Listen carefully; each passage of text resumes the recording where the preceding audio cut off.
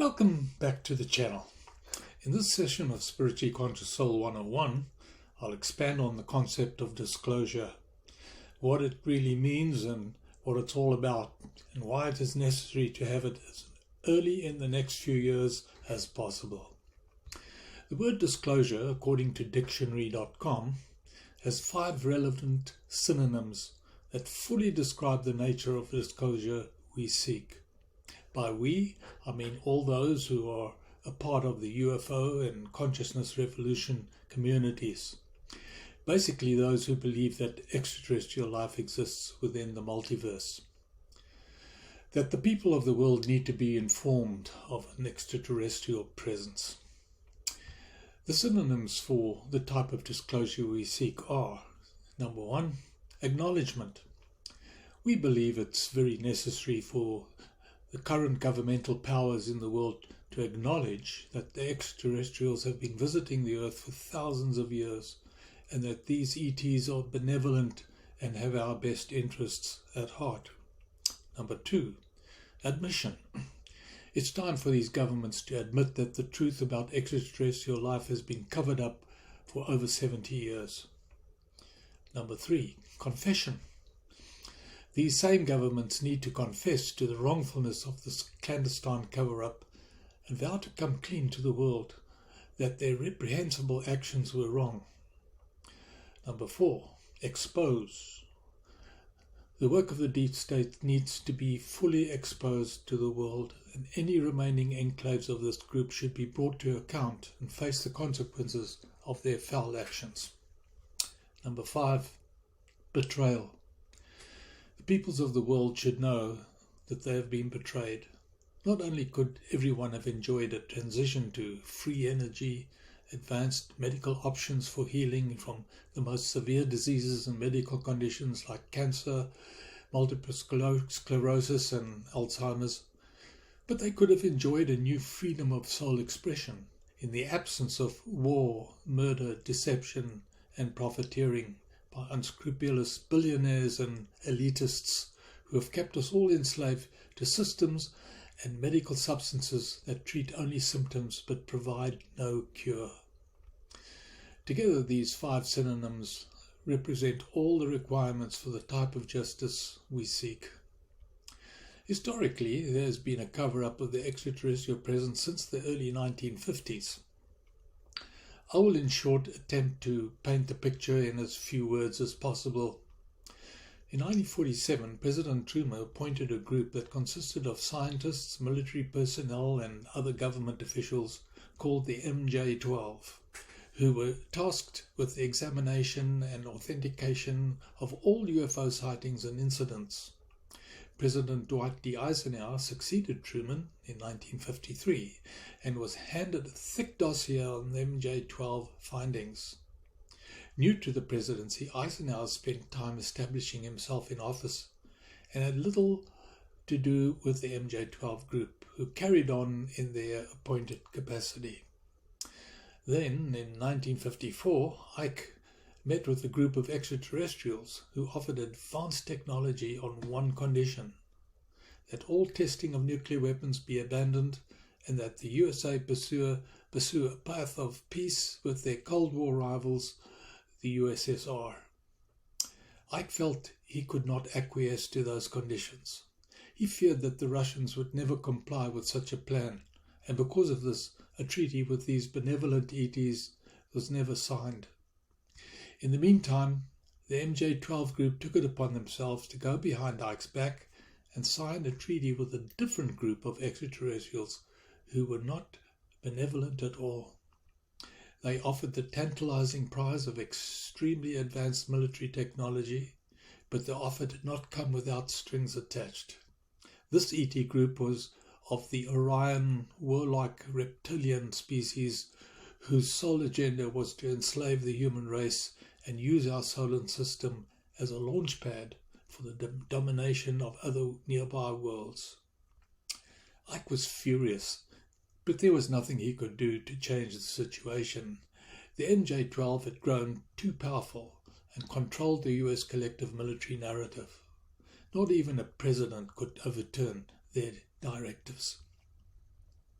So, this is the background to the beginning of the extraterrestrial cover-up that lasted until the Tic Tac and Gimbal videos were leaked in 2017. Out of the MJ-12 scenario arose a group of industrialists, politicians and military personnel called the Military-Industrial Complex, which under the auspice of the extraterrestrial cover-up carried out secret operations on black budgets without any congressional oversight. This group has developed secret technology and advanced craft by reverse engineering crashed UFOs for their profit, and in doing so has enabled the dark extraterrestrial presence to further their conquest agenda. The military-industrial complex is still operating on illegally gained monies siphoned from legal budgets with amounts that total billions and billions of US dollars over the past 50 years.